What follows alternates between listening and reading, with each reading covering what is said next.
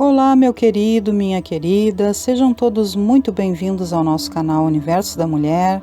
Aqui é a sua amiga Anita Castro e nós estamos começando mais uma partilha do ESG, Estudo Sistematizado da Doutrina Espírita. Esta é a nossa aula de número 23 e nós estamos estudando nas últimas aulas o retorno à vida corporal.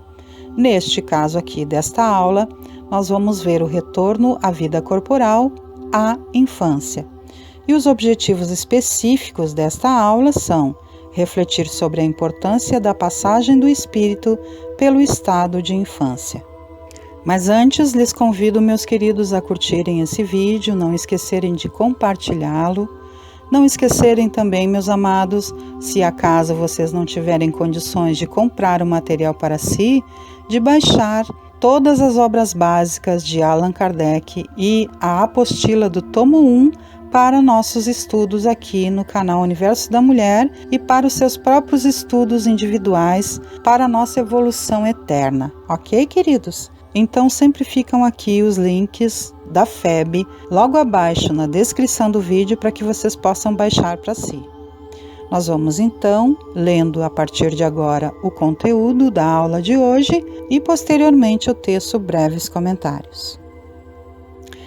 Ao aproximar-se-lhe a encarnação, o espírito entra em perturbação e perde pouco a pouco a consciência de si mesmo, ficando por certo tempo numa espécie de sono, durante o qual todas as suas faculdades permanecem em estado latente.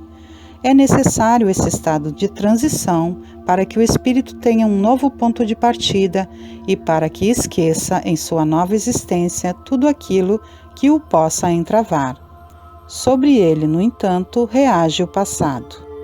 Renasce melhor, mais forte, moral e intelectualmente, sustentado e secundado pela intuição que conserva da experiência adquirida.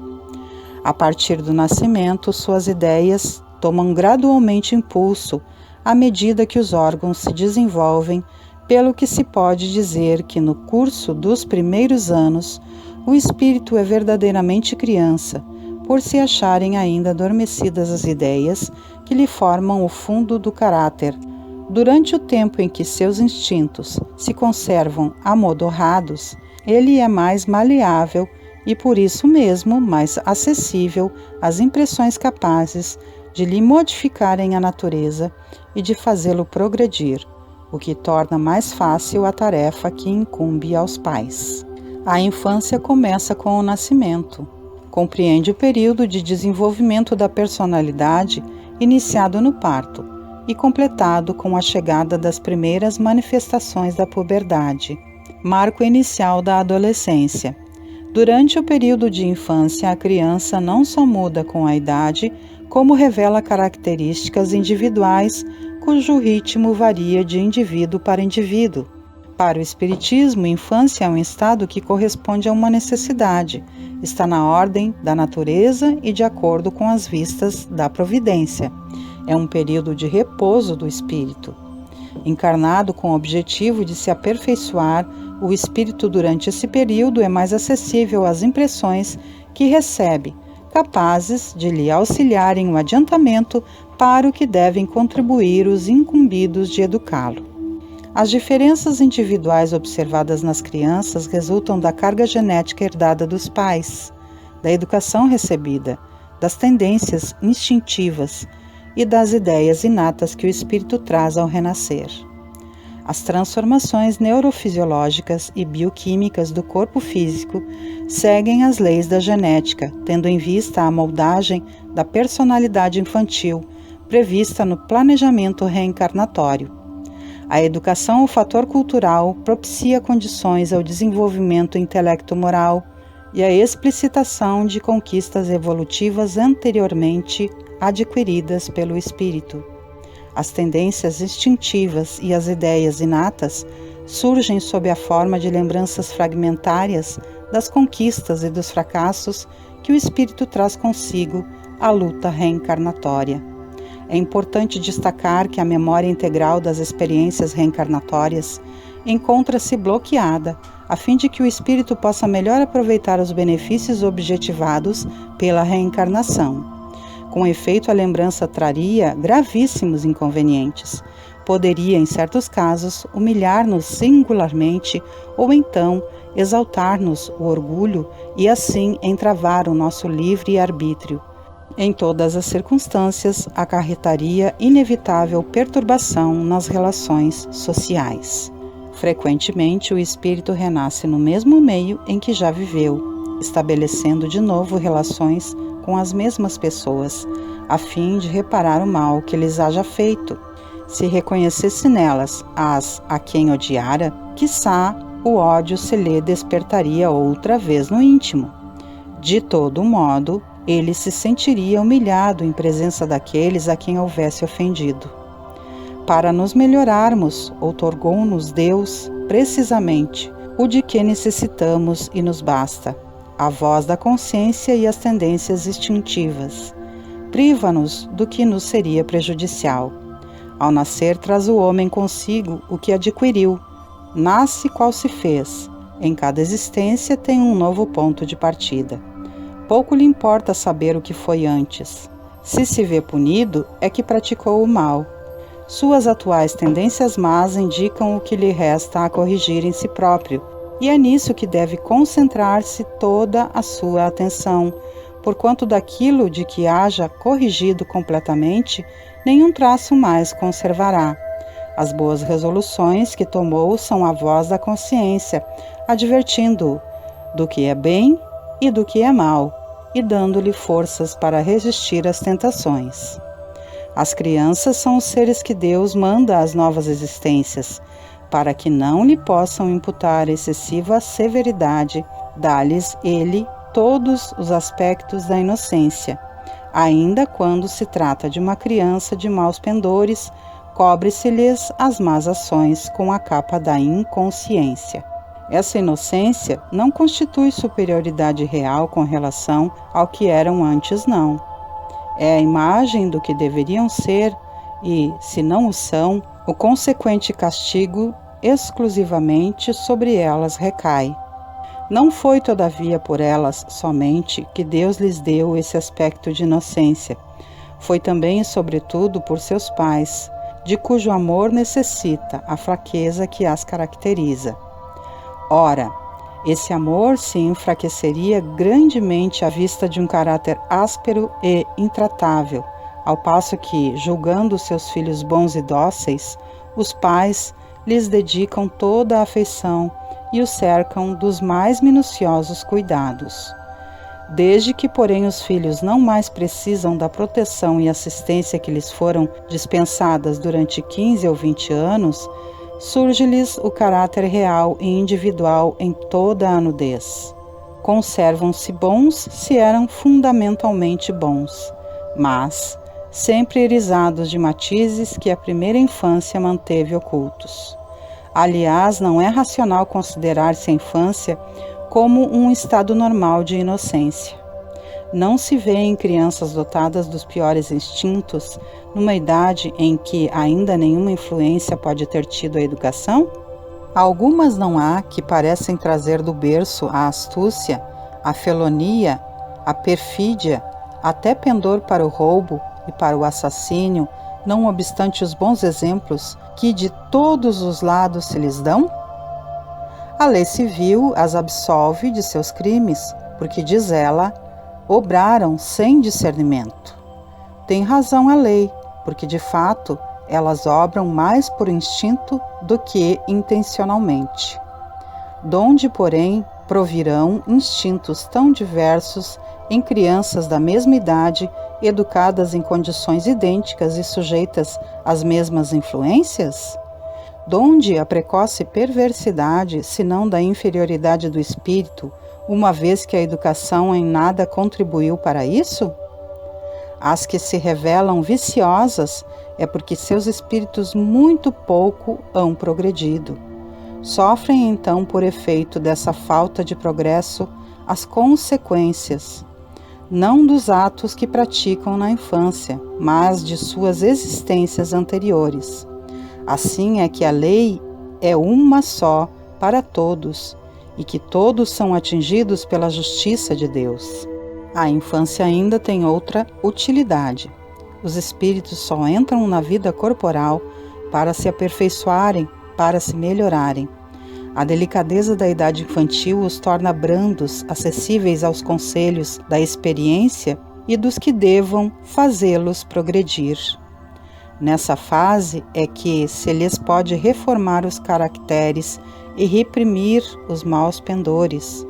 Tal o dever que Deus impôs aos pais, missão sagrada de que terão de dar contas. Assim, portanto, a infância é não só útil, necessária, indispensável, mas também consequência natural das leis que Deus estabeleceu e que regem o universo. Nesse sentido, tanto a paternidade quanto a maternidade são consideradas uma verdadeira missão. É, ao mesmo tempo, grandíssimo dever e que envolve mais do que o pensa o homem, a sua responsabilidade quanto ao futuro. Deus colocou o filho sob a tutela dos pais a fim de que estes o dirijam pela senda do bem. Ele lhes facilitou a tarefa dando àquele uma organização débil e delicada, que o torna propício a todas as impressões. Muitos há, no entanto, que mais cuidam de aprumar as árvores do seu jardim e de fazê-las dar bons frutos em abundância, do que de formar o caráter de seu filho. Se este vier a sucumbir por culpa deles, suportarão os desgostos resultantes dessa queda e partilharão dos sofrimentos do filho na vida futura, por não terem feito o que lhes estava ao alcance para que ele avançasse na estrada do bem. Por outro lado, os pais que dispensaram todos os cuidados na educação do filho não devem sentir-se responsáveis pelo transviamento deste. Porém, quanto piores forem as propensões do filho, tanto mais pesada é a tarefa e tanto maior o mérito dos pais, se conseguirem desviá-lo do mau caminho. Durante a infância não há possibilidade da livre manifestação do espírito, porque, desde que se trate de uma criança, é claro que, não estando ainda nela desenvolvidos, não podem os órgãos da inteligência dar toda a intuição própria de um adulto ao espírito que a anima. Este, pois, tem efetivamente limitada inteligência, enquanto a idade lhe não amadurece a razão. A perturbação que o ato da encarnação produz no espírito não cessa de súbito, por ocasião do nascimento. Só gradualmente se dissipa com o desenvolvimento dos órgãos. O estado de infância parece ser uma lei de ocorrência universal nos diferentes mundos habitados, porque quando Allan Kardec perguntou aos espíritos superiores, indo de um mundo para outro, o espírito passa por nova infância? Como resposta recebeu o seguinte esclarecimento: em toda parte a infância é uma transição necessária, mas não é em toda parte tão obtusa como no vosso mundo. Finalmente, é importante saber que justificativa o Espiritismo apresenta para a elevada mortalidade infantil existente no nosso planeta, em especial nos países de condições socioeconômicas precárias. Para os espíritos orientadores, a curta duração da vida da criança pode representar para o espírito que a animava o complemento da existência precedentemente interrompida antes do momento em que devera terminar, e sua morte, também não raro, constitui provação ou expiação para os pais. Se uma única existência tivesse o homem, e se, extinguindo-se-lhe ela, sua sorte ficasse decidida para a eternidade, qual seria o mérito de metade do gênero humano que morre na infância para gozar, sem esforços, da felicidade eterna, e com que direito se acharia isenta das condições, às vezes tão duras, a que se vê submetida a outra metade? Semelhante ordem de coisas não corresponderia à justiça de Deus. Com a reencarnação, a igualdade é real para todos. O futuro a todos toca, sem exceção e sem favor, para quem quer que seja. Os retardatários só de si mesmos se podem queixar. Forçoso é que o homem tenha o merecimento de seus atos, como tem deles a responsabilidade. Então, meus queridos, a infância é um presente de Deus para todos nós, não é mesmo? Todos nós passamos pela infância para que o nosso espírito, em retornando à Terra, possa receber os cuidados necessários, o carinho necessário, os ensinamentos necessários para a nossa formulação, para a nossa reformação, a nossa reforma íntima, a nossa reforma do espírito. A reencarnação é bênção para todos nós. E a infância é um presente de Deus, tanto para os nossos pais, que são responsáveis pela nossa educação, como para nós também como espíritos que estamos retornando à Terra, porque através desses cuidados e do esquecimento da vida passada, nós podemos refazer os nossos caminhos, ressarcir as nossas dívidas e seguir num futuro mais abençoador, evoluindo passo a passo nessa caminhada da vida que nós recebemos quando reencarnamos. É uma bênção, não é mesmo? Então, por hoje, meus queridos, nós vamos encerrando a nossa aula, que nós possamos estudar dedicadamente sobre ela, procurar compreendê-la, buscando a intuição da espiritualidade maior e do nosso entendimento sobre o material que foi proposto. Convido vocês ainda para que todas as segundas-feiras venham estar aqui comigo para que nós juntos possamos fazer a partilha do ESG às 19 horas. Todas as quartas-feiras às 21 horas nos encontrarmos para fazermos juntos o Evangelho no Lar. Todas as quintas-feiras às 18h30 termos aqui juntos os estudos da obra de André Luiz. E todas as sextas-feiras, às 18 horas, no momento do passe, recebermos os fluidos da espiritualidade maior. Grata sendo então a companhia tão agradável de todos vocês, desejo que nosso amado Senhor Jesus Cristo, sua e nossa mãezinha Maria Santíssima Maria de Nazaré, e todos os venerandos benfeitores conosco estejam sempre nos influenciando, nos estimulando a seguirmos os caminhos do bem para o nosso aperfeiçoamento e para a nossa evolução, e que nós estejamos sempre gratos e abertos a todo esse amor. Um beijo no coração de todos e até o nosso próximo encontro. Tchau, tchau, meus queridos e minhas queridas. Muita paz sobre todos nós.